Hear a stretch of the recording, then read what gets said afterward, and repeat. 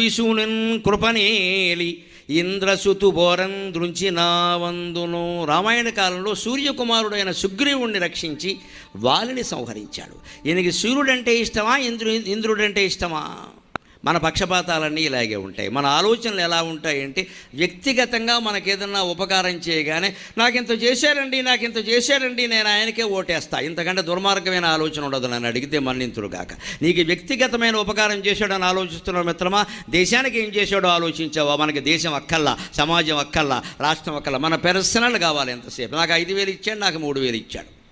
3,000 ఇస్తారు, రేపు పొద్దున సాయంత్రం వేసరికి పీత్వా ఆగడానాం పీత్వా 6,000 లాగుతున్నారు ఇక్కడ శుభ్రంగా. ఇవెవరికి మనకు అర్థం కావు. నాకు ఇంత ఇచ్చాడు, నాకు ఎవడు సొమ్ము ఇచ్చాడమ్మా, వాడు బాబు సొమ్ము ఏమైనా ఇచ్చాడా, మన సొమ్ము మనకి ఇచ్చాడు ఇక్కడ, మన దగ్గర మళ్ళీ లాగుతున్నారు ఇక్కడ. ఈ రహస్యం ఎవరు గమనించరండి. అసలు ప్రజల్ని వర్గాలుగా, కులాలుగా, మతాలుగా, వ్యక్తులుగా చీల్చి